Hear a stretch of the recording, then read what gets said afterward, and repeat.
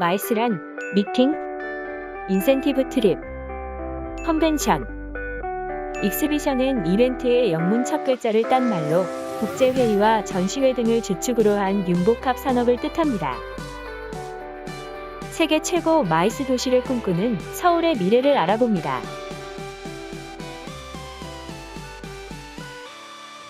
마이스 산업은 굴뚝 없는 황금 산업이라고 불립니다. 마이스 참가자 100명을 유치하는 것은 중형 승용차 21대, LCD TV 1531대, 휴대폰 1076대를 수출하는 것에 비견됩니다.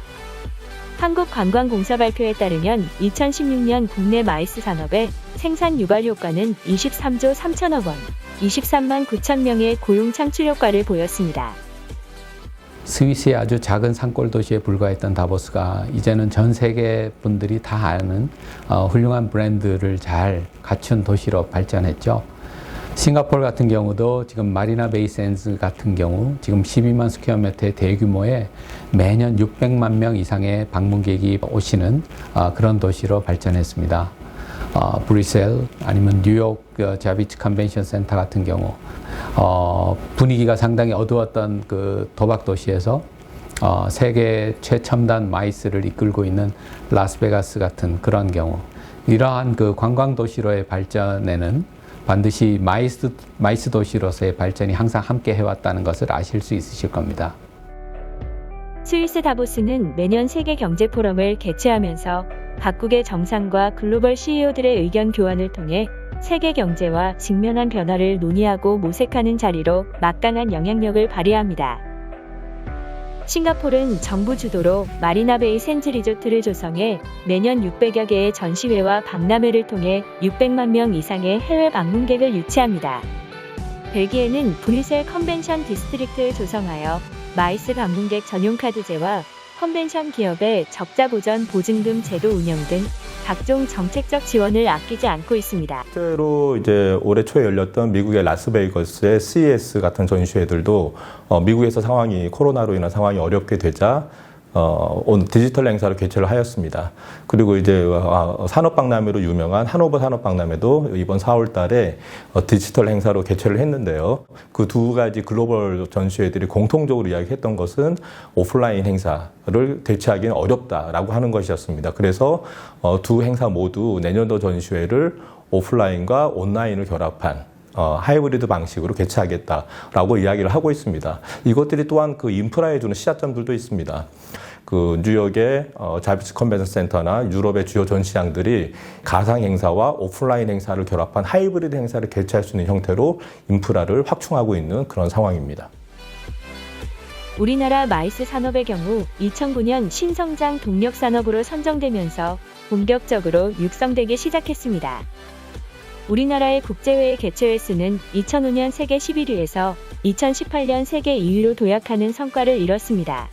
서울 역시 2019년 기준 싱가포르와 브뤼셀을 이은 세계 3위의 국제회의 개최 도시로 성장하였습니다.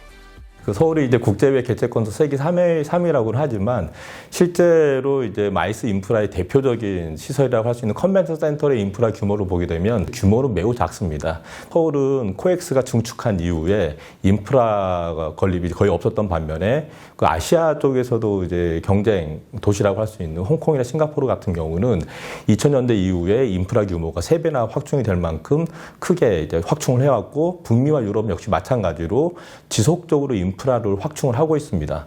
기본적으로 국제적인 어떤 행사를 하기 위해서는 약 10만 스퀘어미터 이상의 어떤 그런 전시장 면적이 필요하다고들 이야기를 합니다. 국제적인 어떤 인프라를 확충을 하는 것이 향후 어떤 서울이 마이스 도시로서의 어떤 경쟁력을 확보하기 위해서는 필요할 것으로 판단이 됩니다.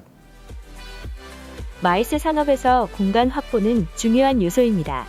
그러나 서울은 3대 컨벤션 센터를 합친 면적이 6만 5천 제곱미터에 불과해 국제회의를 위한 인프라 수준은 세계 20위권에 머물러 있습니다.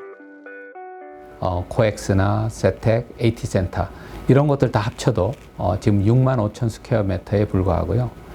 향후 5년 내에 건설될 걸로 지금 예상하고 있는 잠실지구나 아니면은 GBC 지구 같은 이런 경우 아마도 16만 6천 스퀘어미터를 넘지 않을 것으로 봐서 5년 이후까지 다 합해도 23만 스퀘어미터에 불과한 것이죠. 여기에 비해서 그 샹하이 같은 경우는 지금 벌써 60만 스퀘어미터를 확보된 상태고, 싱가포르는 30만 스퀘어미터. 그래서 서울은 그 도시의 매력과 공간 수요에 비해서 수용 능력이 크게 부족하다고 생각합니다. 그리고 또 다양한 유니크 베뉴가 개발이 돼야 되고, 수준 높은 인프라 개발이 서울이 갖고 있는 가장 절실한 과제라고 생각합니다. 서울시는 이제 우선 어떤 경쟁 도시 대비 이제 부족한 인프라를 확충하는 것이 필요하다고 생각을 합니다. 이제 마침 서울시가 잠실을 비롯해서 마곡, 상암, 서울역 이런 등지에 어떤 인프라 확충을 추진하고 있는데요. 이런 것들은 이제 바람직한 것으로 보여집니다. 앞으로 이제 인프라 확충 이후에 변화되는 환경에 적응할 수 있게끔 테크놀로지 활용과 어떤 환경적 지속 가능성을 추구하는 그런 전략이 필요할 것 같습니다. 이 마이스 산업이 갖는 의미가 최근에는 혁신, 어떤 성장을 할 수 있는 플랫폼, 혹은 지역 경제 성장을 할 수 있는 플랫폼으로 평가가 되고 있습니다. 그래서 서울시의 어떤 혁신 산업을 성장시키고 또 지역 경제를 성장시키고 또 지역 커뮤니티와의 연관을 통해서 서울이 동반 성장할 수 있는 그런 측면에서 정책을 발굴하고 진행을 한다면 서울이 어떤 세계적인 어떤 마이스 산업에서 어떤 선도적인 역할을 할 수 있는 그런 의제도 발굴할 수 있을 것으로 생각됩니다. 마이스 산업의 가치는 관광 비즈니스 경제 중심에서 지역 혁신과 성장을 주도하는 새로운 패러다임으로 변하고 있습니다. 서울국제교류복합지구 잠실 마이스 복합공간을 통해 세계 최고 마이스 도시 서울의 미래를 열겠습니다.